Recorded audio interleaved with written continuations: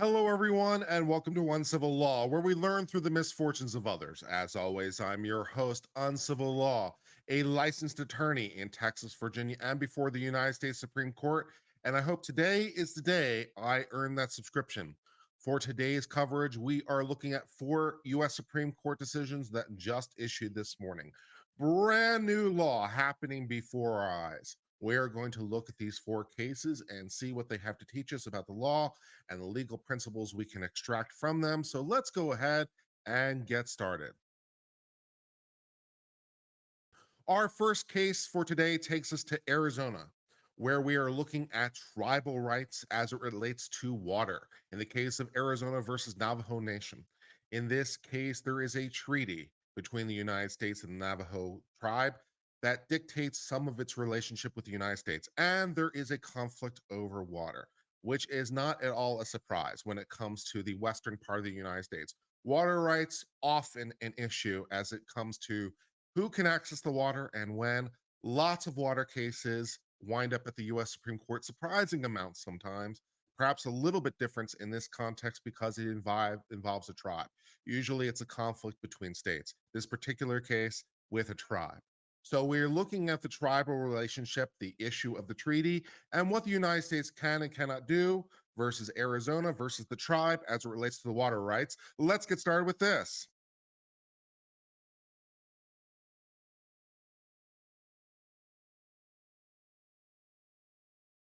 An 1868 peace treaty between the United States and the Navajo established the Navajo Reservation that today spans 17 million acres, almost entirely in the Colorado River basin of the western United States. The federal government's reservation of land for the Indian tribe implicitly reserves the right to use needed water from various sources such as groundwater, rivers, streams, lakes, and springs that arise on, border, cross, underlie, or encompass within the reservation. So, standard property rule, of course, is that, when you buy land, you kind of get everything that comes along with it, at least in excuse me. At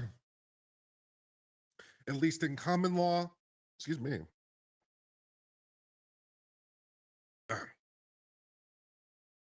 At least in common law, when you had a piece of land, you had everything above it, everything below it, all the way to heaven and all the way below to hell. And you got everything that come along with it. Of course, in more modern times, as we understand more things, those rights have somewhat been ameliorated, but still there is a default proposition that the things on your land come along for the ride unless otherwise modified. While the tribe has a use to While the tribe has a right to use needed water from the reservation's numerous water sources, the Navajo face the same water scarcity problems that many in the Western United States face. Yeah, not the first time there's been a conflict over water in the Western United States. Happens quite a bit. In the Navajo's view, the federal government's efforts to assist the Navajo with their water needs do not satisfy the trust obligation of the United States under the 1868 treaty. The Navajo filed suit seeking to compel the United States to take an affirmative step to assist the Navajo with their water needs under the treaty. So, what the Navajo argue here is, we are a domestic dependent nation. Our relationship with the United States is at least partly informed by treaty.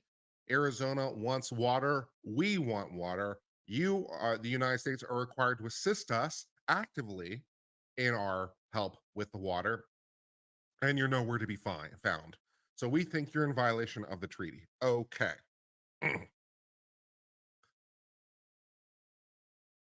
in particular, in particular, the Navajo want the United States to help the tribe with developing a plan to secure needed water, build pipelines, pumps, wells, and other water infrastructure. The states of Arizona, Nevada, and Colorado intervene against the tribe to protect those states' interests in the water from the Colorado River. Because the river crossed many states, lots of people have interest in it.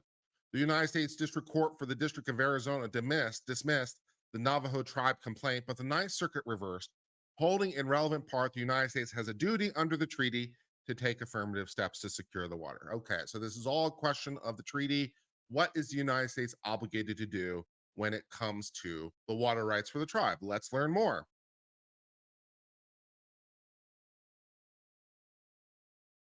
The U.S. Supreme Court holds that the 1868 treaty establishing the Navajo Reservation reserved necessary water to accomplish the purpose of the Navajo Reservation, but did not require the United States to take affirmative steps to secure water for the tribe. So, yes, there is a treaty that Navajo Nation can look to. It does say that the Navajo Nation gets some water rights, which kind of come along with the land as you would expect. But because the water crosses multiple states and multiple jurisdictions, you kind of have to share. And also, the United States does not have any particular obligation to defend your rights here. So, although you do have rights, you have to defend them on your own. The tribe asserts a breach of trust claim based on its view that the 1868 treaty imposes a duty on the United States to take affirmative steps to secure the water. To maintain the claim, the tribe must establish, among other things, the text of the treaty, statute, or regulation imposes a duty on the United States. The federal government owes judicially enforceable duties to a tribe only to the extent it expressly accepts those responsibilities, which presumably is true of not only a tribe, but anyone else, right? If there is a duty that is imposed, it is because of an obligation that the party has accepted in some sense. I mean, to some extent, this is just true of private parties as well, right? There's only a duty if the duty is created by something that a person does. Otherwise, there's no affirmative duty. So we look to the party's behavior and their contract or their agreement, or in this case, treaty, to see if there is a duty, right? So, for example, just by analogy, if I sell you a piece of land, right, that land comes with a whole bunch of rights, but I don't necessarily have any particular duty once I sell it to you to help you maintain or preserve those rights. So if someone else is interfering with your land, you go sue about it. It's not my problem anymore. I sold you the land. I sold you the assets of the land. I sold you the liability of the land. I sold you the obligation to maintain your rights to the land. It is your problem now, not my problem. So that's some of the things we're looking to, right? So if there's a duty that goes past the transfer of the land, we have to look to some obligation that was imposed by, or incurred by the parties in some sense. So that kind of makes sense. When the government has expressly accepted such obligations, must train on specific rights, creating or duty imposing language in the treaty, statute, or regulation. Fair enough, right? So we look to the statute, we look to the regulation, we look to the treaty, we look to the contract, we look to something that says, okay, there is an ongoing duty here. Fine. Here, while the treaty set apart a reservation for the use and occupation of the tribe, it contains no language imposing a duty on the United States to take affirmative steps to secure the tribe. Yes, this land is yours. Go fight for it yourself. It's your problem. Fine. Notably, the treaty did impose a number of specific duties on the United States, but the treaty said nothing about an affirmative duty for the United States to secure water. So, sure, the treaty might contain other obligations, which, fair enough, but those obligations are defined by the agreement. In this case, the treaty. We look to the treaty and see what obligations does it create. Do you have some obligations? Yes. Is this one of them? No. All right. Just because you have obligations to do other things doesn't mean you have obligations to do this thing. What obligations did you incur? And as the court has stated, Indian treaties cannot be rewritten or expand beyond their clear terms, which, fair enough. To some extent, this sounds just like contract law principles, right? The treaty is essentially a contract. We're looking at this kind of like contract law principles. We look to the four corners of the contract. What does it say? What obligations does it impose? Let's look to the language. Doesn't contain language imposing an obligation. Okay. To be sure, this court's precedents have stated that the United States maintains a general trust relationship with the tribes, including the Navajo. So unlike a typical land contract, where I sell you land as a private party and we are just completely done with each other, we are totally private parties and never the twain shall ever meet again. Here, that is not completely true. The United States, it has some kind of trust relationship with the tribe. So they can't just necessarily transfer the land and be completely done with it, because they maintain some overall obligation to act in trust. And as a trustee for the tribes, they have some affirmative obligations to the tribe as a trustee. So again, you can kind of look at this as private parties language, right? If you were engaged in a private trust with someone, that person has a duty to you because they have undertaken the duty by being in the trust. They are obligated to you as the trustee, as the beneficial party, to execute the trust in a way that furthers your interests because you're the beneficial party, right? Okay, that makes sense. So fine. But unless Congress has created a conventional trust relationship with a tribe as to a particular trust asset, this court will not apply common law trust principles to infer duties not found in the text, structure, regulation. All right. So what we have here is a distinction between common law trust, which I just described to you, right? A trust is where you have some property, it's been delivered to a trustee, there is a noted third party beneficiary and an agreement to form the trust, right? That's all that's required to form a trust. It doesn't necessarily even have to be in writing in common law, incidentally enough. You can just do it orally, right? So if I say, okay, I'm giving you this property for the benefit of someone else. So just to give a example, right? Okay, I'm giving you this property. I want you to give it to my daughter when they're 18, for whatever reason, I don't want to give it to them myself, or I think I'm going to be dead or something like that. So I'm giving it to you, give it to my daughter when they're 18. And you say yes, and I say yes. Great. We have the trust. I have delivered to you the property. We have formed an intent to a third party beneficiary. You are in possession of the property. You have agreed to be the trustee for the beneficiary of the third party. We have everything we need to be a trust. So your duty to the trustee is to execute it in relation to that. Now, in the case of deliver the thing to the person, there's not a lot of like wiggle room in that because how wide can you interpret it? But if instead I said, here's $1 million, I want you to invest it for the benefit of my daughter and then give it to her when she's 18. All right. So now you now need to invest the property, so you have discretion, but you have to execute it in a reasonable way.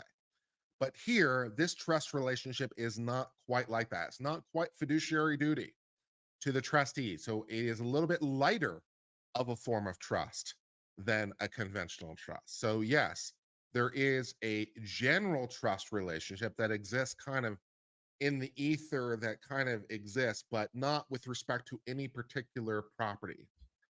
Okay, so that's an interesting idea. Here, nothing in the treaty establishes a conventional trust relationship with respect to the water. So we have a duty to you very vaguely as a tribe, but not with respect to the water. So I guess we're kind of looking at this as a guardianship relationship, for lack of a better description, right? The tribe is our ward, and we have a duty to them as effectively our child, right? And that doesn't necessarily mean that in execution of that duty, we have a duty to them with respect to any particular item or property, right? So you as a parent have a duty to your children. That doesn't necessarily mean that with respect to any particular item of property, you have a particular duty, right? Your duty is in a more general sense. You must work for the overall benefit of your child. So if you sell, one of your child's assets for the overall benefit of your child, they don't have a right to sue you. So that's kind of what we're looking for, right? This is a very general, more vague trust relationship. Fine. More akin to a guardianship agreement. Okay, fine. And it's unsurprising the treaty enacted in 1868 did not provide for all the Navajo current water needs 155 years later. Under the Constitution, Congress and the President have the responsibility to update federal law as they see fit in light of contemporary needs. So the agreement is the agreement. It's 150 years ago, but so what? The agreement is the agreement, and the agreement is still the agreement 150 years later. So maybe realities under the ground have changed, but the agreement is still the agreement. Fine, I understand this. Other arguments offered by the Navajo tribe to support its claim under the treaty are unpersuasive. First, the treaty establishing the reservation as a permanent home does not mean the United States has agreed to take affirmative steps to secure water. Second, the treaty's express requirements that the United States supply seeds and agriculture implements for a 3-year period to the tribe does not, as the tribe contends, mean the United States has an additional duty to take affirmative steps to secure water, but rather demonstrates the United States and Navajo knew how to impose specific duties. So the treaty says for 3 years, I will continue to supply you this kind of stuff. The 3 years expanded, the 3 years ended quite a long time ago. So not so much there. Third, the tribe asserts that the United States purport control over reserved water rights supports the view the United States owes trust duty to the Navajos, but the federal government's liability on breach of trust claim cannot be premised on control alone. So again, they have control over the whole thing as a trust, but the general does not necessarily imply the specific is basically what we got on here, right? The general does not imply the specific. You have a general duty to the person, but it does not imply the specific obligation to do specifically this. So, fine. Finally, the text of treaty negotiated does not support the claim that Navajos would have understood the treaty to mean the United States took steps. So again, we're looking at this kind of like contract language, right? We're looking to the understanding between the parties. So in contract, we look for meetings of the mind, right? What did the parties understand the contract to mean? So we look to the exact language of the contract, which is informative. We call it a treaty here, but we're basically treating this like a contract. So it's a contract. It's just a special one, and we give it a special name called a treaty. It's a contract, though, right? So we look to the language of the contract. It tells us one thing, and then we also say, okay, we can look to other things outside the contract to say, did they have some private understanding of private terms? Did they understand certain terms to mean certain things? And based on things, this contract language affirms the meaning of the minds. So there's no conflict here. So we just go back to the four corners of the contract and call it a day. So yes, it's your land. Yes, we give it to you. Yes, we have a general duty to you in a very general way, but no, not so much specifically with specifically exactly the water. Go fight for the water on your own terms. I understand all these things. Kavanaugh delivers an opinion in a 5-4 split decision.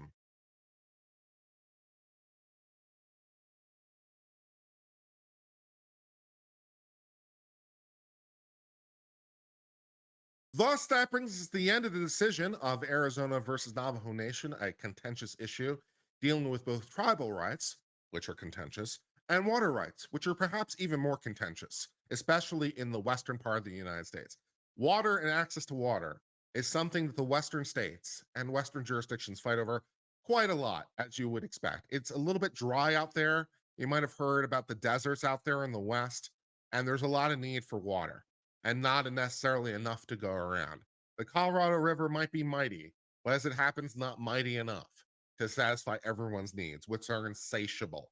The Navajo Nation over here is basically effectively in the same position into this particular respect as many of its brothers and sisters out there in the desert west. And it's like, we need more water. I understand Navajo Nation, but there's not enough to go around. And they say, look, the United States has an obligation to us under treaty, and the United States interpreting the treaty, much like a contract as it relates to a giving of land, looks at this and says, okay, the United States gave you this land in an agreement. They gave you the land, and we look to the contract. The contract says, yes, they have a continuing duty to you in a very general way to help make sure that your land and your rights are preserved. But the general does not imply the specific. The general duty to you in a very general way does not necessarily obligate them to do this specific thing. They are obligated to you as a trustee in a very generalized sense. So, as long as they're kind of furthering your interests, and I know you're sad about the water and all, but you still have the land, and they're not interfering with your rights, they're just not going to actively help you. So, you go fight for your rights on your own. So, if we interpret this as just a matter of contract in relation to a piece of land and looking at generalized trust principles and how we deal with trust and inference of trust, then a lot of this makes very sense. So if we translate this from tribal to and treaty to more common law concepts, this is very understandable. We would do kind of the same thing as it relates to contract and the same thing that relates to trust as it relates to other things. This language makes sense to me. So hopefully it makes sense to you. And that brings us to the end of discussion of this case. Good morning, everyone, and welcome to Uncivil Law. As always, I hope you're all having a great day, and I hope that explanation made a lot of sense. I tried to take it to concepts that perhaps a little less obscure because I think those concepts will help us understand. And I hope you enjoyed this stream. We still have 3 more cases to go, by the way. 4 decisions today, not any big ones, but we have the cases as it goes on. So fun. Yeah. Push the button. Yeah. Great.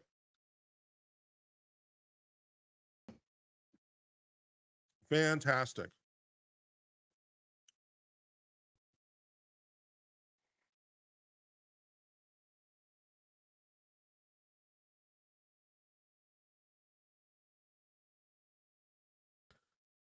Okay.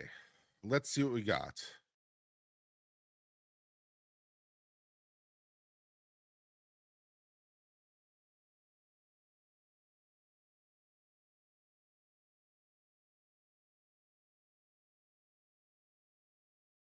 Okay.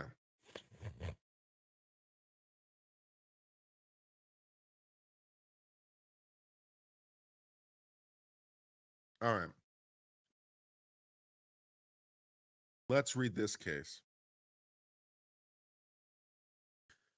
Do the other 3 cases have ton of duty? I don't know what duty. Oh, you know what I mean? Duty? I don't know. No, I don't think so. But, we do what we can over here.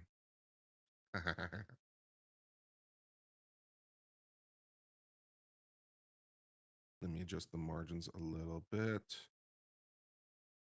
A little bit more even. Okay.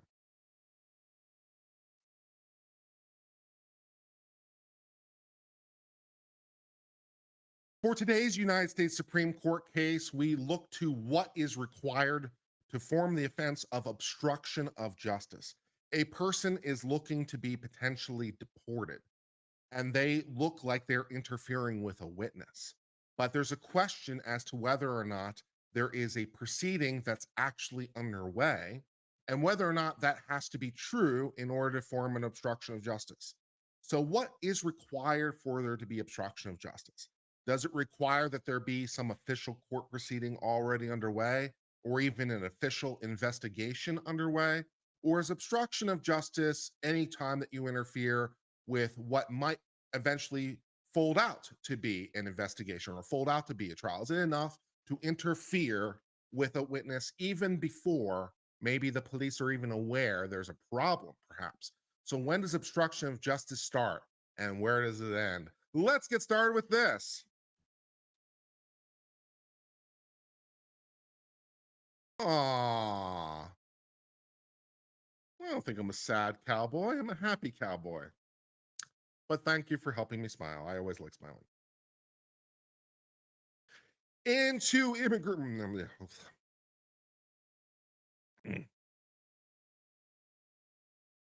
Into immigration proceedings, non citizens were determined removable. In other words, we're going to deport their asses from the United States on the grounds they had convictions for aggravated felonies of obstruction of justice. On appeal, the Ninth Circuit concluded that the state conviction for dissuading a witness from reporting a crime, hey, witness, please don't tell the police about this. I'd really prefer you not tell the police about this very much, did not constitute an offense relating to obstruction of justice because the state offense did not require that an investigation or proceeding be actually pending.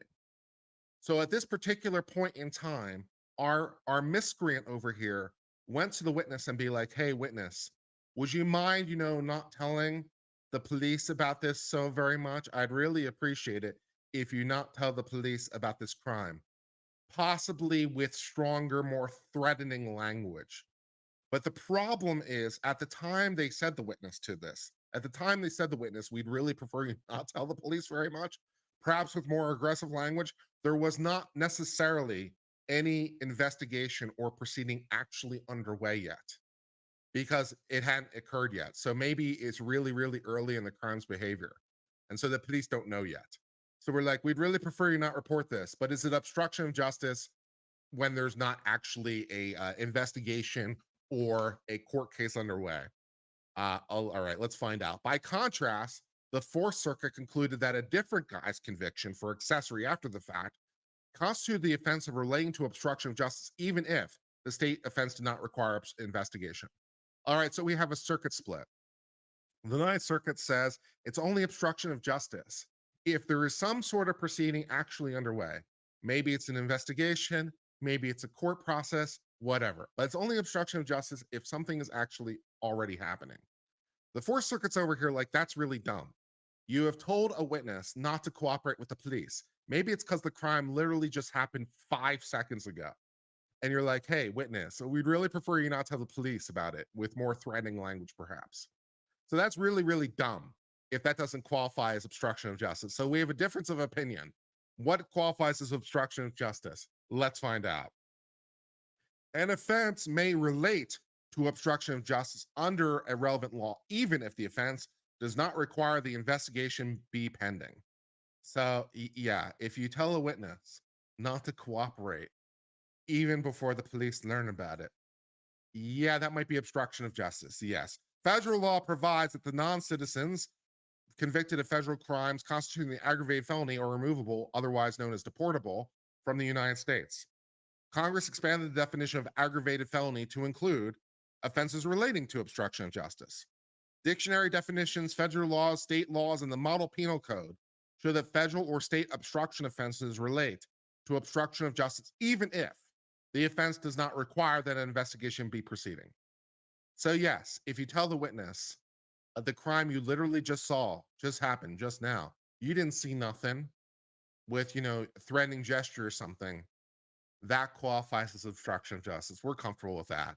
The extensive body of authority reflects the common sense. Individuals can obstruct the process of justice even where an investigation or proceeding is not pending, because the crime just happened just now. So how could an investigation be happening? Because how could the police learn about it? So yes, it's obstruction if you threaten the witness in the immediate aftermath of the crime that they just witnessed just now. Wow, shocker. Indeed, obstruction of justice is often most effective when it prevents the investigation from proceeding. Yeah, if the witness never tells the cop about it at all, maybe the cop won't investigate it because the cop won't ever know. So, I witnessed this horrific crime, cop. I'd like you to know about it so that maybe you could look into it. Well, thanks for letting us know so that we can, bring peace to the public order and all. But the witness won't tell him about it, so the cop never knows. Wow. And that's obstruction. Amazing. Deep. Wow. The court declines to adopt an interpretation of the statute that would exclude many common obstruction offenses. Finally, the phrase relating to resolves any doubt about the scope because it ensures the statute covers offense having connection with obstruction of justice, which surely covers common obstruction offenses that can occur when the proceeding is not actually pending at that point because the crime happened literally 10 seconds ago. Yeah, if you suggest, encourage, extol, threaten the witness not to cooperate, potentially could be a problem relating to obstruction of justice, yes. The contrary arguments lack merit. Further, even if a specific prohibition requires an investigation be proceeding, Congress defined offenses under a different section more broadly. So under one section of the law, it does require an investigation to be proceeding. That's all super wonderful. So if you were charged under that statute, yes, it would require an investigation to be proceeding, but not so much this statute. So yes, if you were charged under that other statute, you would be correct. Unfortunately for you, you weren't charged under that statute, so we really don't care. We really don't care what that other statute has. What does that have to do with the price of tea in China? We don't know. Secondly, the historical record does not support the claim that obstruction of justice requires an investigation to be proceeding. Third, reading the covered offenses that do not require a pending investigation or proceeding may require some redundancy, but better overall reading the statute sometimes requires redundancy. So yes, it is true that this statute may overlay the other statute. Sometimes multiple statutes can relate to the same conduct. Wow. Anyone who knows anything about criminal law at all should be well aware that the same conduct might impose multiple different statutes. Wow. This is like deep lore over here that no one knew, right? If you commit a crime, it might be multiple different things at the same time. For example, if you light someone's house on fire, That's arson. If they happen to be in the house at the time, also attempted murder. Also might be burglary because you entered their property with the intent to commit the arson. So you entered their house, you entered their property for the purpose of lighting on a fire. Someone's inside. Wow, it's burglary, it's arson, it's attempted murder, and more. So, yes, there's some overlap. We literally don't care. Please don't commit crimes. The fact the government has you 8 different ways is not our problem. Please stop committing crimes. Wow. Fourth, resort to the rule of lenity because we will show you mercy if the law is ambiguous, has no place here because traditional tools of statutory interpretation shows the offense does not require the offense. So, yes, we will show you mercy if the statute is unclear because we want things to be clearly illegal. This is very clearly illegal. And it should be clearly illegal without us telling you. This is not one of those things that we should have to tell you is illegal. You should know this is illegal. Should you know without us telling you that, telling a witness not to cooperate with a crime, perhaps with some threatening overtures, is illegal? I think you should know that. So we literally don't care. This is not some obscure thing where, occasionally that does happen in the criminal law where it's like no reasonable person could possibly know this is illegal. I think, suggesting, commanding, extolling, threatening the witness not to cooperate is something that the reasonably prudent person should probably know is illegal. So the rule of lenity is of no savior to you. Kennedy delivers an opinion in which Sotomayor, Gorsuch, and Kagan dissent. So fun and exciting.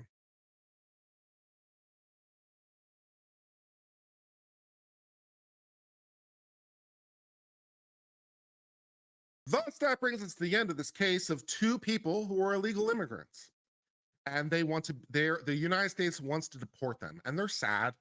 And in this particular case, the reason we want to deport them is because they did an aggravated felony. Namely, they did offenses relating to obstruction of justice because they they might have suggested in some version of the word suggest to some witnesses that perhaps they not cooperate with some investigations. And they're like, that's not fair. The investigation hadn't proceeded yet, so they can't be interfering with an investigation because there is no investigation. The cops have no idea that this happened yet because the crime just happened just now. How can they possibly be interfering with an investigation that hasn't even started yet? And the United States Supreme Court is like, that's really, really dumb. That's incredibly stupid. Yes, you can interfere with an investigation before it ever starts, because here you might be preventing the investigation from starting itself. The obstruction might be in the nature of preventing the investigation from happening because the cops never learn of it. Either way, we don't want people going around and suggesting, extolling, commanding, threatening witnesses not to cooperate because that sounds really, really stupid. So, yes, that's obstruction of justice. Deep. Wow. And that brings us to the end of discussion of this case. That makes sense to me. That makes sense to me. It's like, yeah, it's like, yes. We had no idea that that was illegal. Uh-huh. We had no idea it was illegal to interfere by telling witnesses not to cooperate with the police. Uh-huh. Uh-huh. Right. I mean,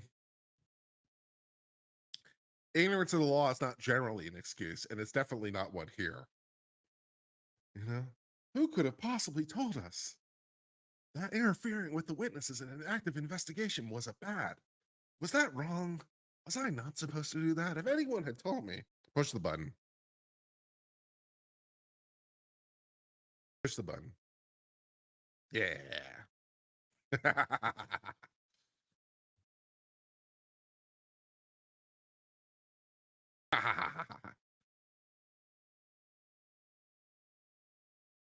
Let's see what else we got today. Oh, Lord. There's no way I'm going to pronounce these names correctly. All right. Hold on. I have to figure out what this case is about. Hold on. Give me a second. Uh-huh. Okay. So this is about when, all right. This is about some civil RICO. Oh my God, there's no way I'm going to get these names even close to correct. Oh my God.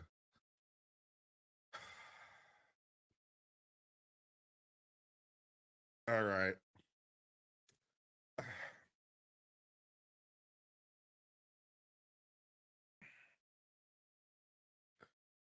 Let me see if I can figure out what I want to say they are. All right, let's see if we can figure out together. Yegazarian, also known as Egazarian. Egazarian, aka Egazarian, versus Smegan. Egazarian, aka Egazarian versus Smegan. Smegan. Yegazarian. Egazarian. Okay, that's what I'm going with. Egazarian and Egazarian. Fantastic. Okay, this is great.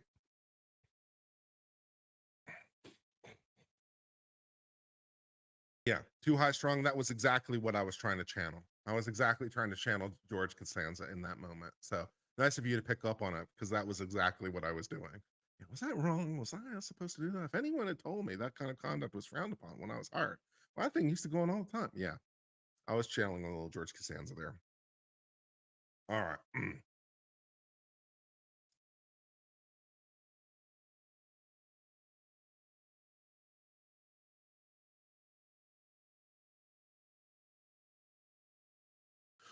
For today's United States Supreme Court case, we turn our attention to civil RICO, racketeering influence corrupt organization.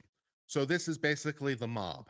And there is a civil case of course of action in RICO. Now, federal courts hate civil RICO because people overuse it all the time. People use civil RICO as a I just am really angry button, to the point where most federal courts require specific pleading in RICO cases. Normally, in federal cases, you can just do what's called general pleading. You don't have to list out everything in excruciating detail. In RICO cases, not so much, because they have been so overused, so misused, that most federal courts are like, screw it, I want specific pleading. And you have to actually lay everything out in excruciating detail. So they really, really hate it because it is way, way overused. But it does exist, and maybe occasionally is true. So in this particular case, we are trying to turn our attention to whether interference with an intangible asset qualifies as a predicate for RICO. So if you're interfering with someone's intangible thing, does that qualify as one of the predicate acts for the racketeering influence corrupt organization? And it turns our attention to two Russians, because of course it does. So this is the case of Yagazarian, also known as Egazarian, versus Smegan. Two Russian people who were involved in some sort of RICO-related thing. We'll learn more about their malfeasance and all their fun activities with each other. Let's learn more about this. The respondent, Smegan, won a multi-million dollar arbitration award in 2014 against the petitioner, Yagazarian, stemming from misappropriation of investment funds in a joint real estate venture. We're buying some real estate, we're putting some money to buy the real estate. You have taken the money not to buy the real estate, but for other reasons. You have misappropriated the money. You have stolen from me, sir. This was money to buy the real estate, and you didn't do that. Okay. Because Yagazarian lives in California, Smegan, who lives in Russia, filed suit to conform and enforce the award in the Central District of California, pursuant to the Convention of Recognition and Enforcement of Foreign Arbitration. So this case was initially heard overseas, I presume in Russia. And there was an arbitration, presumably pursuant to some sort of contract between them. But whatever, there was some sort of proceeding in Russia relating to their joint investment venture, in which one guy apparently stole from the other guy, and apparently the one guy got an award from the arbitration in Russia. So he files in California for enforcement of his judgment and said, here is my Russian arbitration award. Please enforce this in the United States so that I can get the money which is in the United States. Okie dokie, fine. The district court initially froze the California assets before finally entertaining judgment. So California's over here like, okay, fine. I recognize this foreign arbitration award. Looks good to me. I freeze your assets. I give judgment. Go take the money. Fantastic. The district court also entered several post-judgment orders barring Yegazarian and those acting as direction from preventing collection. Hey, you, bad guy. You can't do anything that prevents him from taking judgment. You like, I don't know what that would be necessarily, moving money out of the country or whatever, right? So I've frozen your assets. I have given judgment, and I'm also giving further orders preventing you or anyone else from interfering with this judgment. This judgment will be enforced in this great jurisdiction of ours. Suck it. Fine. While the action was ongoing, Yegazarian himself was also awarded a multi-million-dollar arbitration award in an unrelated matter and sought to avoid the district court's asset freeze by concealing the funds, which are ultimately transferred to a bank account with the petitioner. All right, so we've frozen some money that is related to this particular dispute or other assets of the guy, right? He comes into district court. We have an arbitration judgment, says, give me money. We go to district court, says, I'd like you to enforce the order to give me money. District court says, fine, here's an order, give him money. I'm also freezing your assets. Go take the money. It's your money. Following this, the guy who we have filed suit against has gotten more money. He's gotten money. Yay, money. So those are now other assets that now exist. Hey, those assets could also be used to satisfy the judgment. But that money, he lied to the court about its existence and tried to transfer it around or something so, it couldn't be used to collect against the judgment. So he's trying to, the court said, you don't play games with us, and he's playing games. Fine, let's see. So in 2022, Smeagin over here files a Rico relating to this. All right, so we've now escalated things. We've used the I really dislike this button and said, okay, by you defying the court order that said, don't play games with the money, and you moved money around so that I couldn't get money, you have violated Rico. So let's Rico your assets. That's fun. So the Rico provides a private party right to any person injured in business by reason of Rico. So you are a mob. You are the mobster. Okay. So it's the Russian mafia, I guess. We're suing the Russian mafia. Okie dokie, let's give that a try. As relevant, Smeagin alleges that Yegazarian and others worked together to frustrate the collection on the California judgment through a pattern of wire fraud and other predicate acts. Yeah, okay, so we moved money around. We did a little banking fraud. We did a little wire fraud. We lied to the court. We did a couple racketeering related acts. We needed a couple of them. We got a couple of them. We have the Rico, they say. Okie dokie. The district court dismissed the complaint probably because they really secretly hate Rico and are looking for really any reason to dismiss Rico, because that's probably the real reason. So I know the Supreme Court's about to tell us the reason the district court dismissed it, but the real reason is district courts hate Rico because it's so overused and they're so tired of this bullshit. So the real reason they dismissed it is because they hate it, because it's bullshit almost all the time. So the district court ostensibly dismissed the complaint on the ground that Smeagin had failed to plead a domestic injury as required by a different US Supreme Court law. So the problem is that you didn't suffer your injury in the United States, all right? This is all relating to some dispute that occurred, and it was arbitrated in Russia. So the injury fundamentally is Russian, not US. I know the court gave an order in the United States, but the underlying injury was actually Russian. So this does not have anything to do with the United States at all, says district court, looking for any reason not to hear the civil Rico, because US district courts hate civil Rico. Smeagin's Russian residency weighed heavily in the district court's decision. I bet it did. I bet it weighed real heavily. The Ninth Circuit reversed, rejecting the district court's rigid residency-based approach to domestic injury inquiry. The Ninth Circuit instead applied a context-specific approach and concluded that Smeagin had pled domestic injury because he alleged that his efforts to execute on the California judgment in California against California resident were foiled by a pattern of racketeering activity that largely occurred in California. So the problem was him, messing around and moving the money and playing games and all this stuff, which is an intangible injury, right? Because the problem was him doing these things which didn't really hurt me in and of itself. It just prevented me from collecting on a different judgment. So the judgment is for money, but this is more intangible in its nature. Okay, so is the intangible injury enough? All right, the US Supreme Court holds a plaintiff alleged domestic injury for the purposes of RICO when the circumstances surrounding the injury indicate it arose in the United States. Yeah, sorry, district court, you might actually have to hear this one. The district court hates their life a little bit. We're going to actually have to hear this, Rico. I feel the district court is begrudging its existence a little bit right now. But yeah, you might actually have to hear this case. The domestic injury requirement for the private RICO stems from a case of RJR Nabisco, in which the court is asked whether RICO applies outside the United States.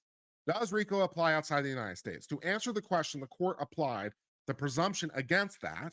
So normally we don't read laws to have effect outside the United States unless it's clear that they want to apply outside the United States. There are some laws that apply outside the United States, but we presume against it unless Congress indicates clearly otherwise. Guided by concerns of international comity, we'd like all the countries to get along and be friends, and reasonable discernment of congressional intent, we think Congress is a smart Congress and this is what they wanted. The court distilled the presumption against the foreign application into two steps. The first asks whether the statute gives a clear affirmative indication that applies. Did Congress, which is a smart Congress, indicate that they want this to apply outside the United States? If that answer is yes, then great. If the answer is no, the inquiry proceeds and asks whether the case involves domestic application of the statute, which is assessed by looking at the statute's focus. So is there some domestic component to this? Does Congress want it to apply against in the whole world? Is there something that attaches this into the United States? Okie dokie. Applying this framework, the court assessed the foreign application of RICO and determined that it does not overcome the presumption in step one. So as to RICO itself, Congress was not clear they wanted this to apply to the outside the United States. It could have been, but they didn't. So they didn't say that this extends outside the United States. Okie dokie, only United States acts qualify. Fine. Proceeding to step two, the court held that a private RICO plaintiff must allege and prove a domestic injury to the business or property. Only United States counts. Fine. Because RJR and Nabisco plaintiffs were not seeking redress for any domestic harm, the court did not have occasion to explain what would be a domestic harm. So in RJR and Nabisco, the only claims were for foreign. And they said, no, you can't do that.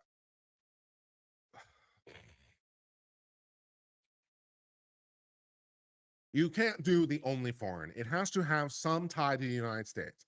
We presume that Congress doesn't want laws to apply outside the United States because the United States is aware that other countries in the world exist. And if laws apply outside the United States, that might step on other countries' toes, and they might be a little bit grumpy about it sometimes. So we recognize the United States can kind of do what it wants as a sovereign nation, but we want to be like, are you sure? Are you really sure? Are you really sure you want to do that? Because, other countries might be grumpy and all. But if you want them to be grumpy and all, well, okay, that's fine. You can do that.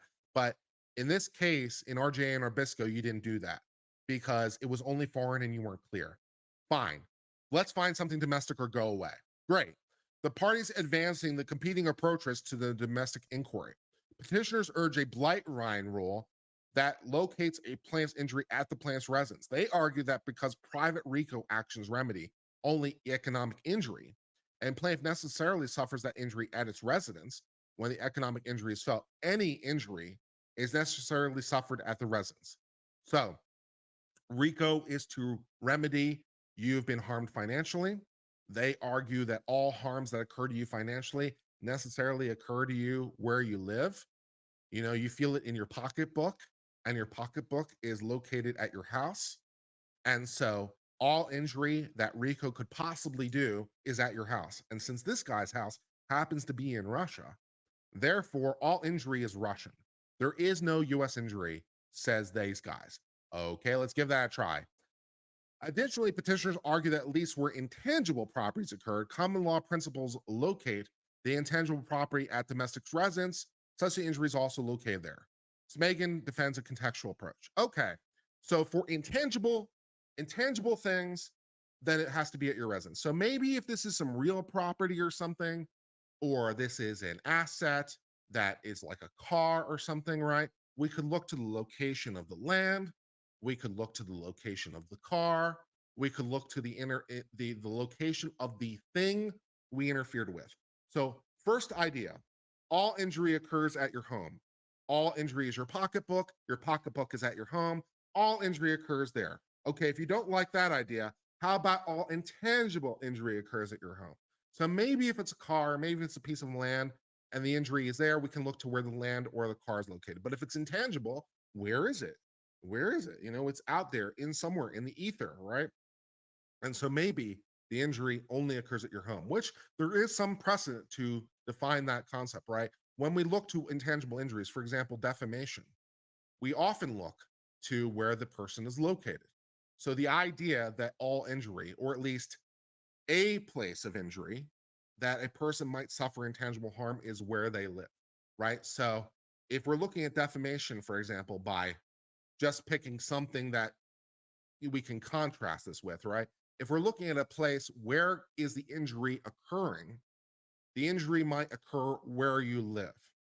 So that is at least a place of injury. So when we think about Rico, we're going to say all injury for the intangible occurs where they live. The other guy's like, no, I don't like that rule because it would prevent me from suing. So we'll look to something a little bit more contextual rather than a bright line. So a bright line, all injury at your house. Context, it depends. So are we going to go with bright line or it depends? You already know the answer to this question, right? Is the answer going to be it's really clear, or is the answer going to be it depends? We all know the answer to that question before we even ask it, but let's press on. The court agrees with Smagan that it depends is the right answer and largely turns on facts alleged in the complaint. Specifically, the court should look to whether circumstances surrounding the injury to assess whether it arose in the United States. So, yeah, it depends. We don't like the bright line rule very much. So, we're going to look the context. We're going to look the things that might suggest the United States is involved in a more potentially ambiguous way, and things become fun and the lawyers get paid. Yay. Here, the means of looking to the nature of the alleged injury, which is the racketeering activity that directly caused it, and the injurious aims and effects. So here, the activity for the Rico occurred in the United States because the bad guy is located in the United States. The judgment is located in the United States. His bank accounts are at least partially located in the United States. So enough United States for us, says the Supreme Court. The context specific approach is most consistent with our common law. The court's statements in RJA Nabisco that domestic injury requirement does not mean foreign plaintiffs may not sue under Rico. The domestic court is very sad. The district court is sad because they prefer not to do this. An application of the rule in any case will always not be self-evident. Point towards a case-specific inquiry that considers particular facts. And every district court breathes a heavy sigh and hates their life a little bit more. That approach also better reflects the requirement's origins in step 2, which assesses whether there's a domestic application of a statute by looking at the statute's focus. RJ Nabisco implied that a focus is injuries in business or property by reason of violation of substantive provisions. So understood, the relevant focus is not on isolated injury, but injury as product of racketeering activity. So we're not looking to the exact injury that exactly occurred, but we're looking more to the process, because Rico, after all, really is more about process because you need multiple predicate acts. So in some sense, in Rico especially, it doesn't make sense to talk about the specific thing, because in Rico, there is not a specific thing. There can't be a specific thing because Rico requires multiple predicate acts. So there are multiple things. So we are looking in a more nebulous sense about Rico, and every district court secretly hates their life. This requires courts to look to the circumstances surrounding the injury to see if those circumstances sufficiently ground the injury in the United States. Yay. The circumstances surrounding this injury make clear the injury arose in the United States. Smagan's alleged injury is his inability to collect his judgment. Much of the alleged racketeering activity that occurred in the United States because bad guy is in the United States. And while some of Yeager's scheme to avoid collection occurred abroad. The scheme was directed towards frustrating the California judgment. So yes, it is true that some of his activities occurred in Russia, perhaps all of them, for all I know. Maybe he has no US bank accounts, but the US Supreme Court's like, we don't care because this is all designed to frustrate a Californian judgment. So maybe everything is foreign, but it's domestic enough. Lol. The alleged Rico scheme thwarts those rights, thereby undercutting the orders of the district court and Smagan's efforts to collect on the assets in California. Under the contextual approach, the allegations suffice to state domestic injury. Yeah, so you had a California order from a California court for a California judgment, and we really don't care about the rest of the details. It's domestic enough. So did he have bank accounts in the United States? Did he do the wire fraud in the United States? We literally don't care. Probably the answer is yes, but also we don't care because it's fundamentally to all thwart a domestic judgment. So literally if everything else occurs overseas, we don't care. It's domestic enough. Exciting. Petitioners argue the contextual approach is inconsistent with certain common law principles, giving the situs of injuries to intangible property, which, you know, fair enough. They're not completely wrong. We can talk about that, right? The situs of injuries in intangible property. Yeah. So when we look to tangible harms, we often look to where the victim's location is. So them saying this is incompatible with the common law is not an invalid argument in the first instance. They might be right that that's true. So are we going to either say this is different in the common law, or are we going to say Rico modified the common law? Which way are we going to go? Let's see. Specifically, petitioners point to the restatement of conflicts of law under which fraud is typically deemed to be felt at the plaintiff's residence, and under the principle of mobilia sequentur personam, which generally locates intangible property at a domicile of the owner, and argues the principle locates the alleged injury at his residence.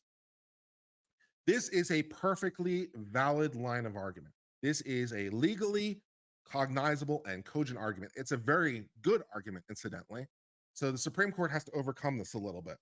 Now, they can do this in one of two ways. They can either say that this is not a universal rule and look to instances in the common law in which it's not true. So that's option one. You've overread the common law. The common law supports this too. Or option number two, Rico overrules the common law. So which way are we going to go? Let's find out. Petitioners fail to explain the relevance of these principles and show that they were principles asserted at common law at time of Rico's enactment. I don't know. They fail to explain the relevance. I don't know. I think they're pretty relevant. And you say that they weren't clear at the time of Rico. I don't know about that one either, Supreme Court. That seems like a dodge to me. The core problem with petitioners' reliance on legal fictions concerning the situs of injuries in other areas of laws is justification of that approach do not necessarily translate to the presumption against extraterritoriality with its distinctive concerns for comedy and discerning congressional meaning. I don't know about that one. Okay, so I don't really like this middle sentence here where it's like, they don't explain the relevance. I immediately understand the relevance. I get it immediately. So the Supreme Court's saying we don't understand the relevance. I'm like, are you sure? Because I understand the relevance immediately. And you say it's not established at the time of Rico. I'm like, I kind of think it is. So I don't really like that sentence. The next sentence is slightly better.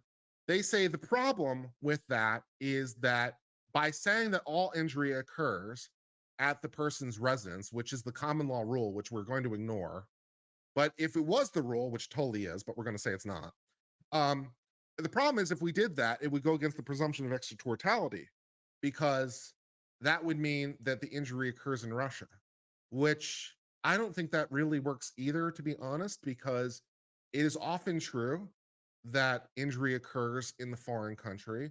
And that's one of the very reasons that the United States has this presumption against extraterritoriality in the first place, right? If the injury is really a Russian injury, then the principle of extraterritoriality says, yes, recognize that it's Russian. And therefore, it's Russian, and therefore the court should stay the hell out of it. So if you want to say this is really a US injury because the judgment is in the United States, and that is the problem, then I understand that. But to say that it's a legal fiction, what? And to say that it goes against the presumption of extraterritoriality. No, I think it's kind of the exact opposite way around on that one, Supreme Court. So you're losing me a little bit here in the middle part, I have to be honest. Indeed, petitioners' approach generally results counter to comity and far afield from any reasonable interpretation of what qualifies as domestic interpretation. Really? So you sure? I don't know, man. I think that you're basically wrong. I think that the exact opposite is true. I think that their argument actually respects comedy more than yours does, because their argument is this occurred in Russia. You should say this is Russian, and this is a Russian problem to be dealt with by Russia. And comedy, all the countries should get along and play nice with each other. And extraterritoriality, the United States should stay inside its own lane, should recognize that this injury occurs in Russia. Let it be a Russian problem. And you say, this is far afield from any reasonable interpretation. No, it's quite reasonable, and actually arguably the most reasonable.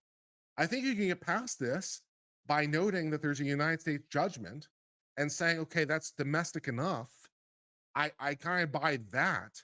But to ignore the fundamental underlying thing that this is Russian based on principles of common law, which you say aren't well established, which they totally are, and you say they fail to explain the relevance, and the relevance is immediately obvious.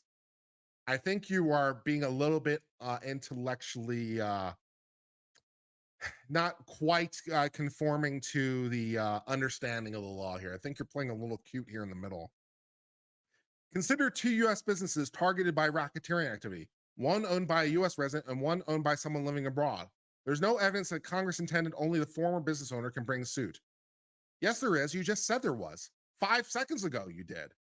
You said, when looking at Rico, you just said, do I have to quote you from 3 paragraphs earlier where you said exactly this?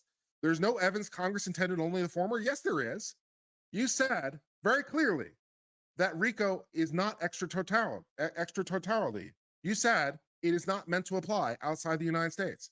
Now you're saying there's no evidence that they only wanted the one business owner to apply suit. Yes, there is. Did you not read what you wrote 2 paragraphs ago? What? Okay. Especially since doing so runs the risk of generating international discord.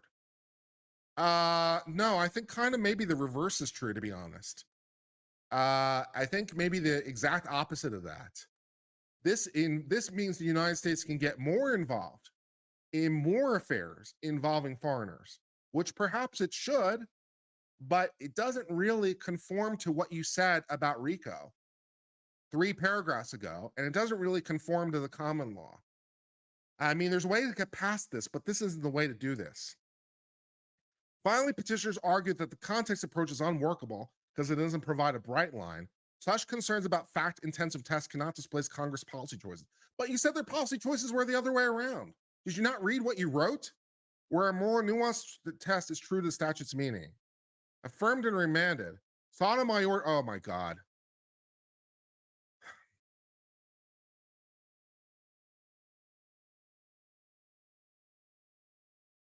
Sotomayor delivers the opinion of the court, in which Thomas and Gorsuch and Alito dissent. I think I spotted the problem, guys. I think I spotted the problem.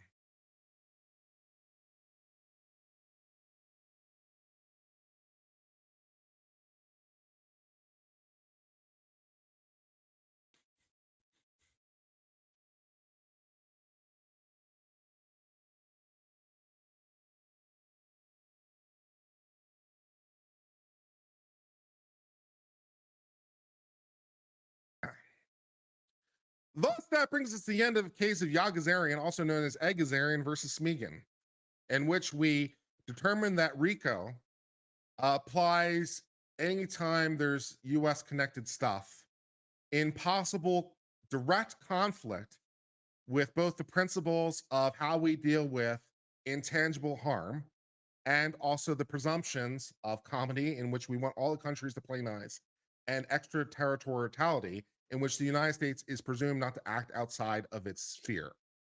So in perhaps direct defiance, although we pretend that it's not defiance, and we also say we can't understand why what you're saying is relevant, when it's very clearly and obviously relevant, very clearly and obviously relevant, we come up with this decision. Now, I think the Supreme Court could have come up with this decision under the alternative rationale of saying there's a US judgment and we enforce the US judgment under the principles of the international treaty. So apparently there's an international treaty. So that would have been the easier way to decide this, right? There's an international treaty that says we're supposed to recognize foreign arbitration awards. And so the United States has entered a treaty. Therefore, there's no problem with comedy, and therefore there's no problem with extraterritoriality, because the United States and Russia have agreed, apparently, that these judgments are to be enforced everywhere. Okay, so do that. So say, okay, this foreign arbitration award is enforceable in the United States. We've actually forwarded the principles of comedy and extraterritoriality because treaty, and we recognize this judgment in the United States, and that because now there's an injury in the United States, the place of the underlying harm is now legally irrelevant. How about writing that? How about that? That'd be great. The place of the underlying injury is actually legally irrelevant. Sure, it all occurred in Russia. This is all Russia, Russia, Russia, all the way through. No problem. We get around that problem because the United States has this treaty with Russia that says we will enforce your judgments here. So this guy comes over here and we say, great, treaty. The United States and Russia agree. There is no problem now. There's no conflict. Comedy is great. Extraterritoriality, great. Not a problem. Russia and the United States agree. We bring it in the United States. We apply your judgment. The place of the underlying injury is irrelevant. You are thwarting the United States judgment in agreements with a treaty that exists. And bingo, bango, bongo, that's an intangible injury. How about that decision? But the United States Supreme Court didn't write that decision. They wrote something else where they said, we can't understand for the life of us why you're bringing in this common law, which very clearly applies. And we also don't understand why we say this goes against extraterritoriality, even though we said Rico isn't have foreign effect. So, okay.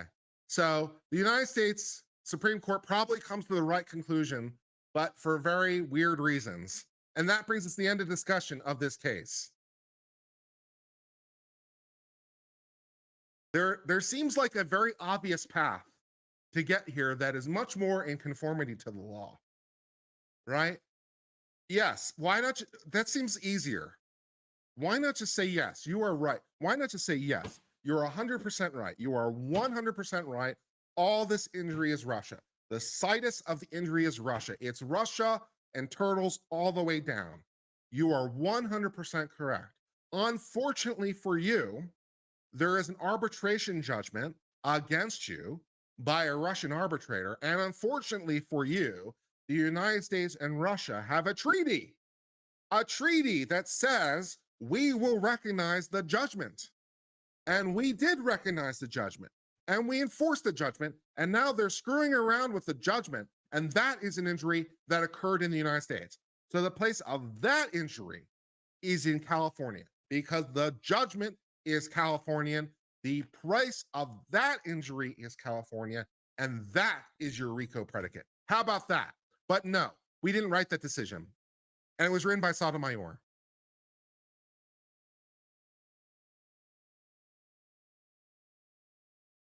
I am now giving notes to the US Supreme Court.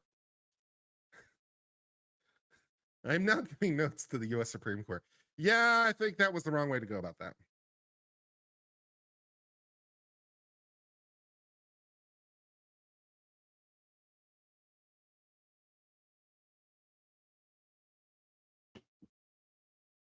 Push the button.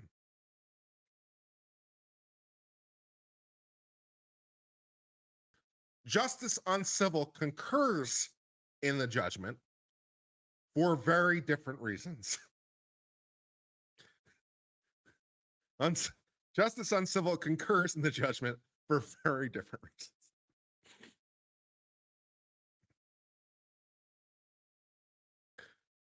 Ah, Lord. Mm.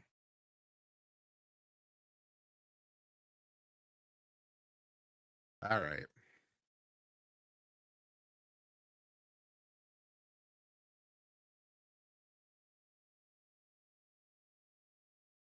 Just a friendly reminder out there, by the way, if you would like justice uncivil to be real justice, you can call the White House at 202 456 1111. 202 456 1111 is the opinion line of the White House, and tell them that you want Kurt Mueller of Austin, Texas to be named as a federal judge. And maybe it will come true. Who knows? And then I can try to correct Justice Sotomayor's opinion.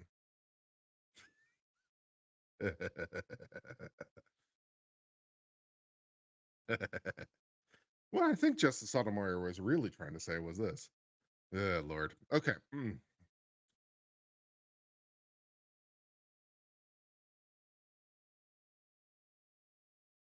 All right.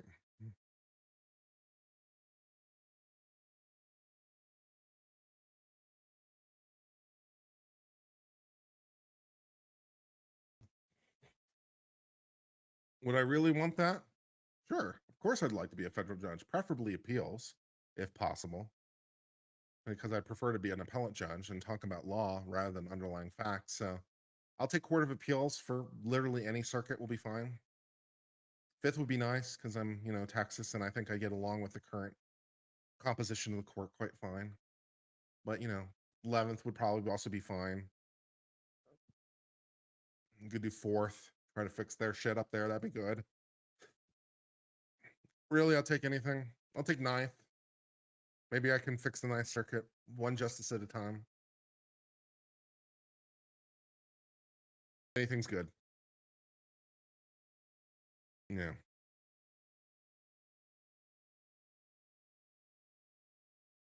I'll bring a certain I'll definitely bring a certain snarky flair to the bench. Make my decisions a little bit more rich and a little less clinical. So they'll be fun.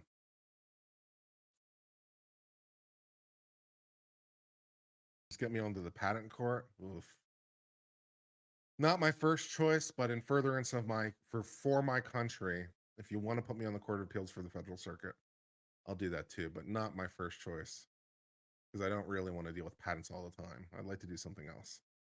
So preferably not the Court of Appeals for the Federal Circuit, as long as beggars can be choosers.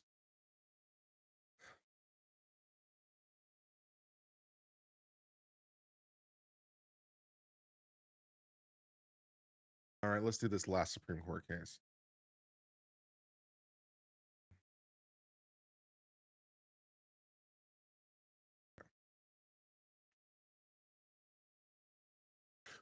For today's Supreme Court case, we turn our attention to retroactive effects of judicial decisions and how that plays with a habeas corpus petition.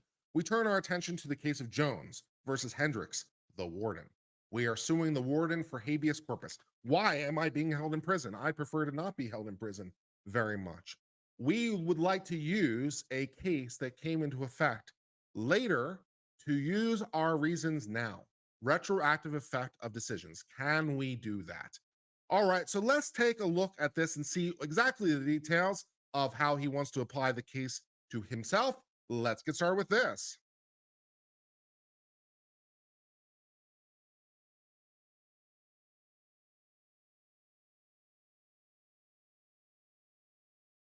I should write a series of books: Supreme Court for Dummies, 11th Circuit for Dummies. How to court for dummies. That could be fun. Step 1, read Constitution. Step 2, apply Constitution. Step 3, stop making shit up.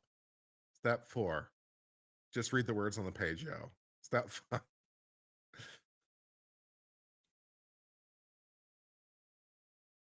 Oh, Lord. All right.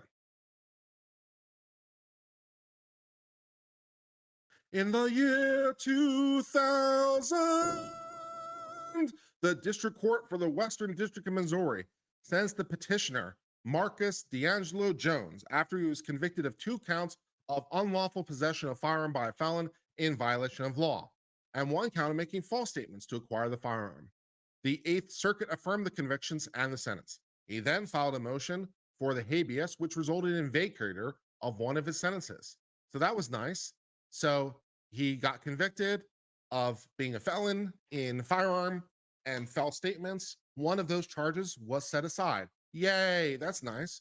Many years later, however, this court held in a different case, the defendant's knowledge of the status of disqualification is an element of the conviction. So you have to be knowingly a felon. You have to know that you're a felon, which depending on the situation, maybe isn't necessarily true for some people, because sometimes it was a little ambiguous. That you have to know you were disqualified. So if they can, that sometimes isn't very hard, because particularly in more modern cases, they make a point of noting it in your sentencing. They make a point of noting your disqualification for kind of this reason. But some of the older cases, it might be a little bit more ambiguous. So you have to know you're a felon. And if you didn't know, then you can't be convicted. Okay. So he wants to argue that point. The holding, it abrogated a contrary Eighth Circuit precedent applied by the courts in Jones. So this guy had been convicted and sentenced, and his petition heard under directly contrary law that existed at the time. Fine. Seeking to collaterally attack the conviction based on this holding, he filed a petition for a writ of habeas corpus in the district of his imprisonment. The district court dismissed the petition for lack of subject matter jurisdiction, and they affirmed. So they say, okay, we can't hear this case because you can't bring the habeas because you already had one go and you can't have another, right? This is the Effective Death Penalty Act. The ADEA says you can't get more than one habeas. You already did a habeas for a vacator. You can't have another one, so we can't hear your case. So sorry about that and all, but you can't have retroactive effect for you. The Supreme Court says, okay, you're wrong. The relevant law does not, apologize. Let me do that again. The Supreme Court holds the relevant law does not allow petitioner asserting an intervening case that changes in an interpretation in a criminal statute to circumvent the Effective Death Penalty Act by filing a second or subsequent motion. So yes, you only have one go. And yes, this case overruled a case you're convicted on, but no, it doesn't have retroactive effect, which, by the way, incidentally, is typically the rule. Supreme Court decisions don't typically have retroactive effect. It's very rare. The last time that there was a retroactive effect of a Supreme Court decision, I can't even remember what it was.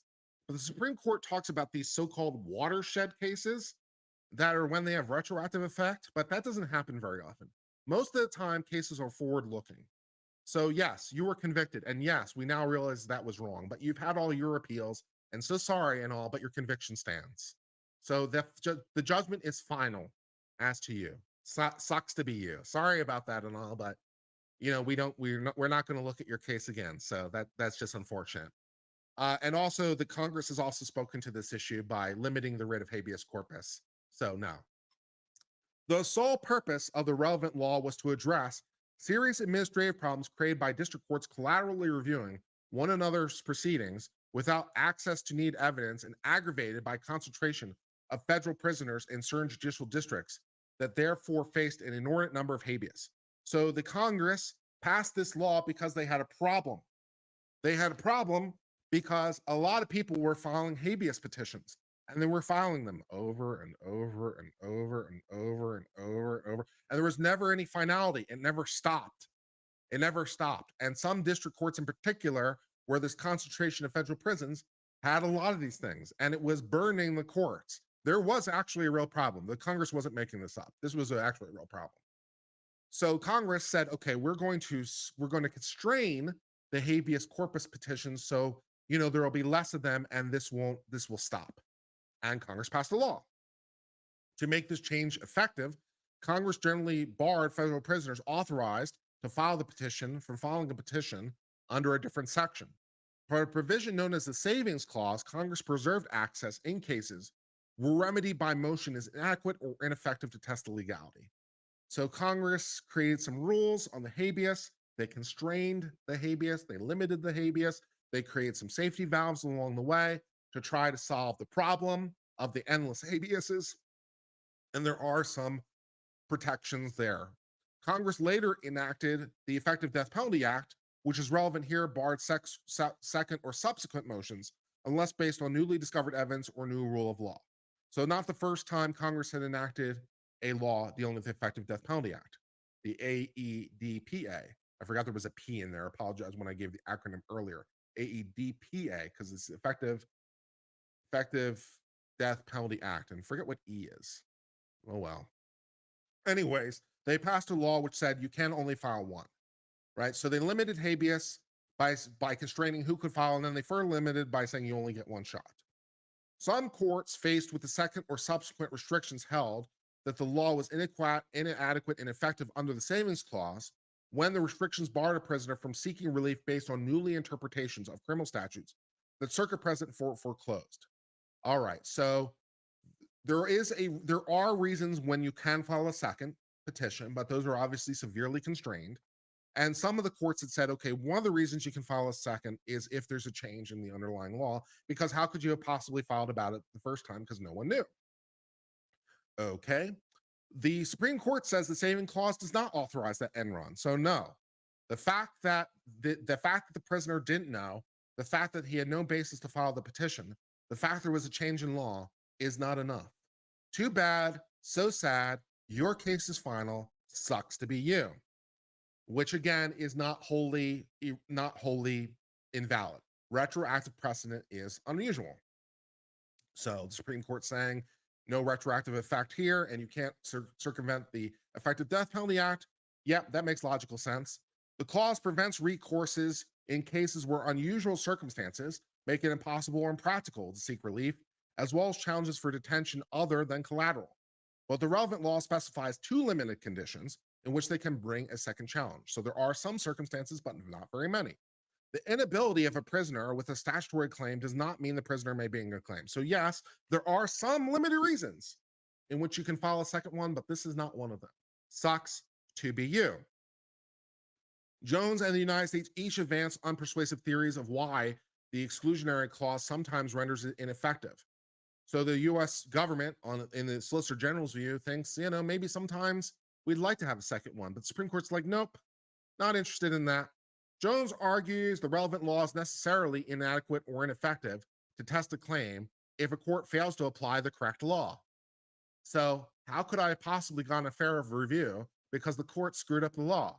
Not necessarily their fault because they didn't know better, because no one knew better, because it was you, Supreme Court, incidentally, that changed the law. So how are they supposed to know? They were just applying the precedent as best they could. And then the Supreme Court changed the law on them. I'm like, oh, okay, we got the law wrong. Our bad. How are they supposed to know that? How was I supposed to know that? But the Savings Clause is concerned with effectiveness of the remedy vehicle, not any court's asserted errors of law.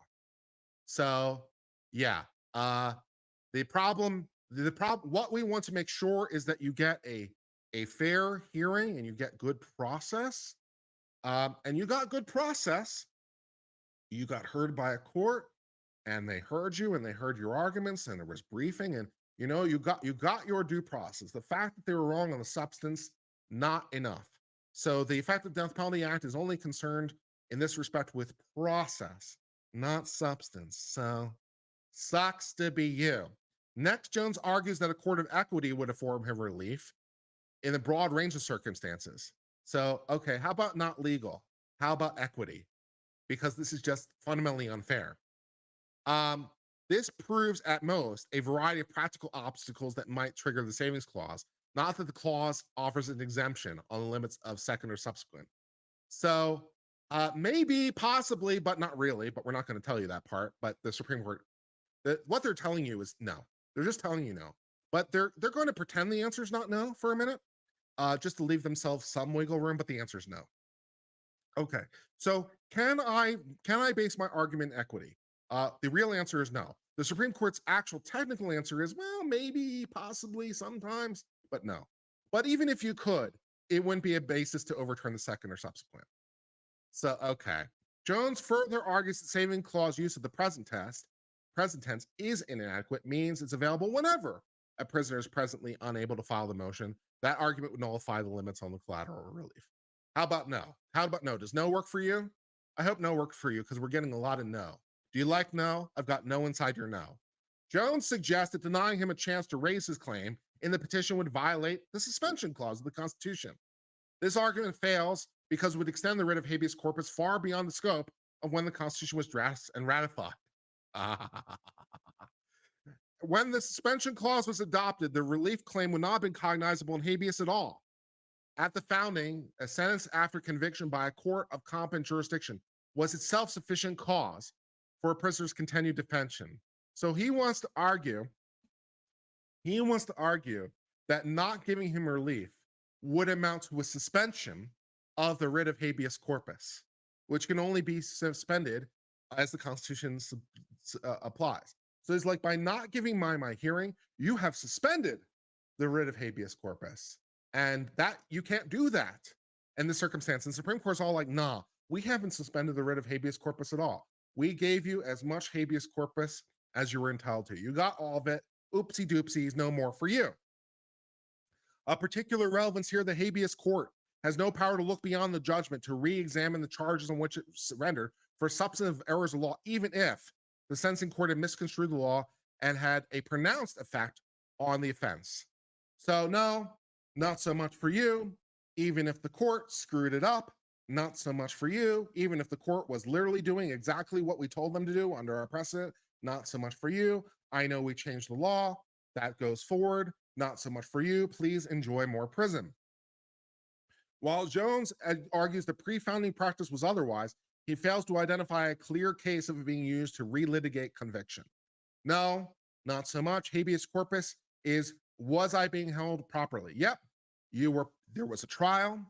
There was a trial, and there was a jury, and there was evidence, and there was lawyers, and there was a hearing, and everything. You got so much due process. No more for you. The principles of a different case guides this court's understanding throughout the 19th century and well into the 20th. It was not until 1974 the court held that for the first time, a substantive error of statutory law could be a cognizable ground of collateral attack. The suspension clause neither constitutionalizes that innovation nor requires its extension. So apparently, not even until 1974 did the Supreme Court say that a substantive error could be a ground for a collateral attack, right? If there's a substantive error, if there's a problem in the substance, that is what appeals are for. You appeal, right? You appeal from the district court or the trial court to the Court of Appeals to the Supreme Court to the Supreme Court, right? You have a right of appeal, the right of appeal, right? But if you exhaust all your appeals, right? If all those courts have looked at it and be like, nope, this is fine, we're all good on the substance, the habeas is for fundamental violations of your constitutional rights, right? So if you got process, the fact that they screwed up the substantive law is not enough to give you a habeas relief. Perhaps it should have been enough to overturn it on appeal, but no, you exhausted all your appeals, and your collateral coming at it from the side on a habeas isn't meant to fix that error. Habeas is only meant to fix when they did it blatantly unconstitutional. The fact they screwed up the statutory law a little bit is not enough to give a blatantly unconstitutional. You had your rights of appeal, no, go away. His remaining constitutional arguments are no more persuasive. He argues that denying him a new opportunity for collateral review threatens Congress's exclusive power to define crimes. What? But the court does not usurp legislative power simply by misinterpreting the law in a given case. So yes, it is true. It is true that courts might make a mistake in interpreting the law. We are a judicial branch. We are a fallible judicial branch. We are not all knowing unless we're the Supreme Court, in which case we all are all knowing, and we're never wrong. We just simply make happy little accidents sometimes, but we're never wrong because we're the Supreme Court. But our lower courts, our inferior courts, sometimes make some oopsies doopsies. That's true. And sometimes they misinterpret the statutes. But you know what? Unfortunate for you. You have your right of appeal. You exhausted your appeals. They said that's what Congress meant. We later determined what Congress meant, but you got your due process, go away. Next, he points to a different case in which the rule that due process applies to the prosecution to prove each and every element beyond a reasonable doubt. Hey, you know, they do have to prove every element of the crime beyond a reasonable doubt. That's certainly true. But due process does not guarantee a direct appeal, let alone the opportunity to have it redressed in successful collateral attacks. So no, not so much for you. Yes, they have to prove each and every element, but they did, as far as they understood it. They understood it wrong, but you had your appeals, go away. Finally, the Eighth Amendment constraint on kinds of punishment governing the infliction creates no entitlement. So no, you don't have cruel and unusual punishment. Are you being punished in a cruel and unusual way? Well, I'm being punished due to a crime I didn't commit. Yeah, but is the punishment itself unfair? No. Okay, go away.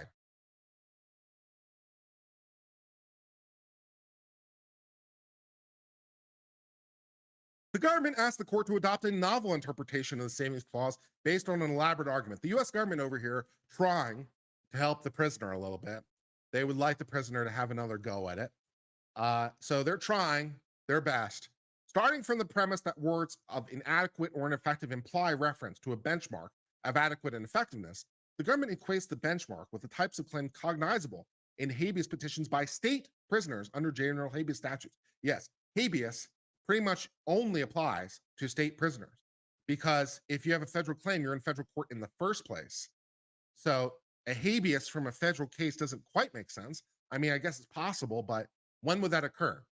Right? So habeas is my federal rights are being interfered with. That's the nature of habeas, right? My federal rights are being interfered with by a mean state government that is not giving me my rights. Okay, that's the nature of habeas. And so, yes, they're almost inevitably state, but that does not make this argument habeas. The government ultimately concludes the relevant statute renders it ineffective, inadequate, or ineffective to test a federal prisoner's statutory claims in cases where the prisoner's already filed one motion and the claims otherwise satisfy the principles, which generally would require a colorable showing of factual innocence. Wow. Good luck, proving factual innocence. Woof. The court sees no indication the saving clause adopts the government's habeas. So even if you can prove actual innocence, that's not enough, which incidentally, the Supreme Court has said that before too, right? Just because you can prove actual innocence now does not mean you're entitled to reversal. Even if you can prove actual innocence, it is not enough, at least in the federal system. Justice Scalia wrote that a particular opinion, by the way, many moons ago. So actual innocence alone will not even save you. In that event, the benchmark has uncertain relevance to the question presented here because federal habeas relief does not rely for errors of state law. So the state might have screwed you up a little bit on their state law, but we don't care. They misinterpreted their own state law. So go away. The government's theory ultimately rests instead on assertion that it's simply not clear enough to support the inference that Congress entirely closed the door, but that assertion is unpersuasive. So we don't think that Congress meant to totally slam the door. The Supreme Court's like, we totally think they did. We totally think we did. We totally think they meant to slam the door shut forever and ever. Go away. The government asserts the court must require the clearest command before construing that the statute closes the courthouse doors on a strong equitable claim. But the relevant statute embodies Congress's policy judgment, requiring appropriate balance between finality and error correction. The court declines to adopt a presumption against finality. Go away. Further, the court typically has found clear statement rules appropriate where a statute implicates historical or constitutional grounding norms the court would not have expected Congress to settle unlightly. As far as history and the Constitution are concerned, there is nothing incongruous about a system in which this kind of error, this application of since rejected statutory interpretation, cannot be remedied after final judgment. So there's no problem. There's absolutely no problem of any kind that you were interpreted under a statute and convicted and sentenced under a statute, which, as it turns out, was improperly interpreted. No retroactive effect for you. And there's nothing fundamental about Congress declining to give a second chance. They gave you one. That was enough. Justice Thomas, unsurprisingly, delivers the opinion of the court in which Roberts, Alito, Gorsuch, Kavanaugh, and Barrett joined. Sotomayor and Kagan and Jackson dissent in this 6-3. Go away.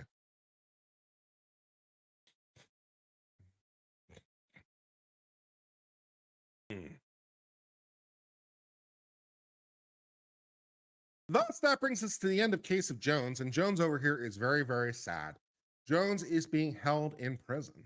And as it turns out, he's being held in prison based on a conviction, on a misunderstanding of law that the Supreme Court, I think, reversed this term, actually. This just happened, or maybe it was last term. It was recently. It was within the last couple of years. It hasn't been that long. He's like, I'd like another bite at the apple because they didn't prove that I was a knowing felon. And that's an element of the crime, right?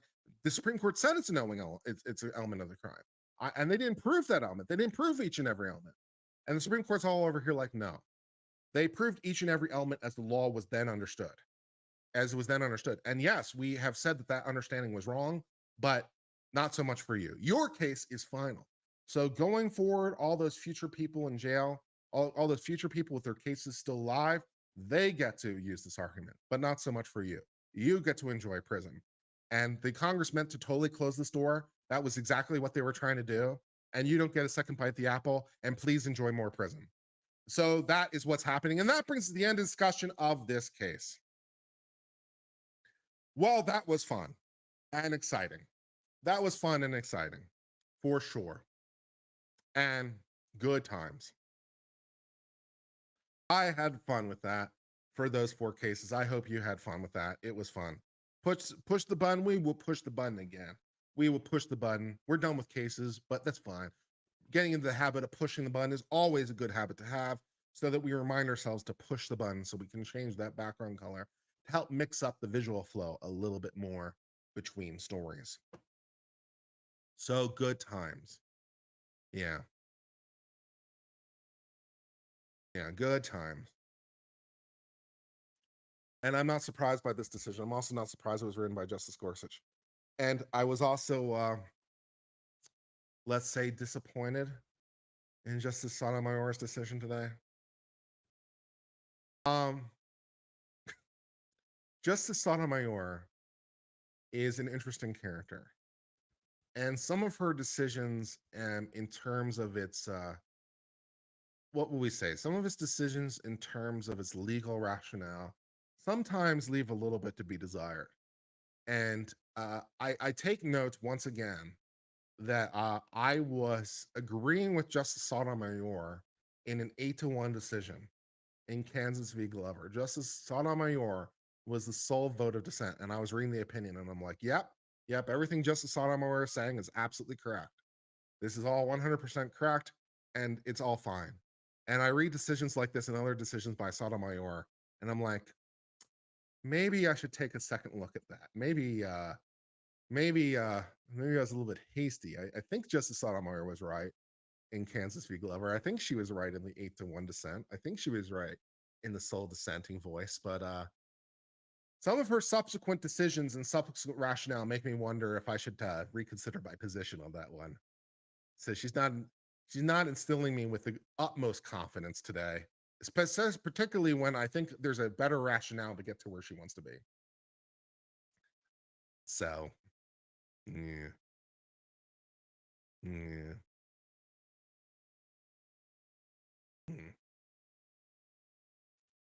So maybe I need to reread that decision again. I mean, everyone gets it right occasionally. So maybe it's just that. I mean, I can't think of any justice that I've always disagreed with. So maybe it's just that she got it right that time. Maybe that's it. She just got it right that time. Okay. Yeah, all right. Yeah, let's go with that.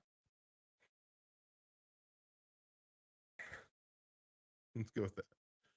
Yeah. It's a straight legal question. It's a straight question of law, right? It's a straight legal question because all the facts were stipulated to. So it's just a straight legal question.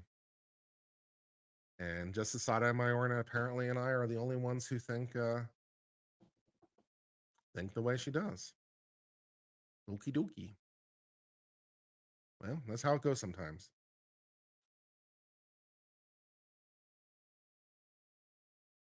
What happened to Blackstone? People cite Blackstone.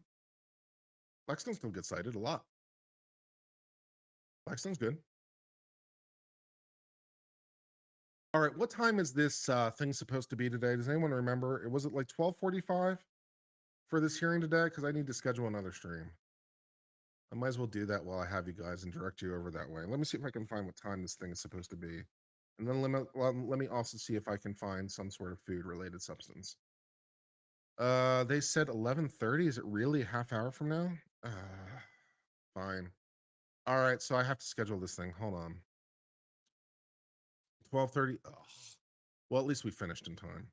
So that's nice. Hold on. I need to schedule you and dump you over there. All right, hold on. Heard it from a friend who heard it from a friend who heard it from another. You've been messing around. Duh, duh, duh. Hey, went away, baby. Na, na, na, na, na, baby. Na, na, na, na, na, na, na.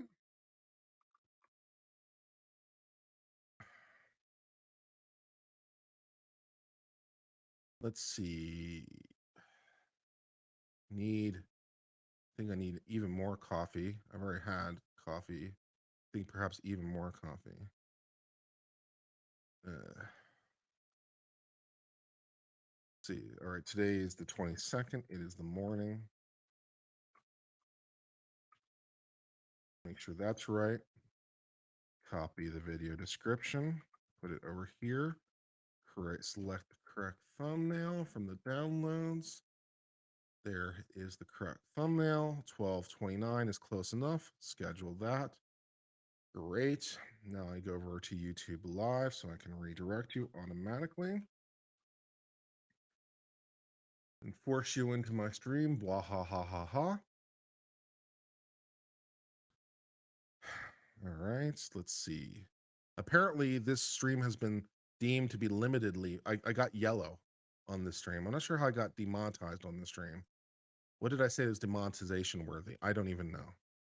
But YouTube has apparently demonetized me. What else is new? All right, I'm going to end the stream. I'm going to see you back in about 25 minutes. I'm going to find some food or something and try to stretch a little, and I will see you very, very soon. Until later, my friends, I hope all's well. Cheers, my friends, and goodbye.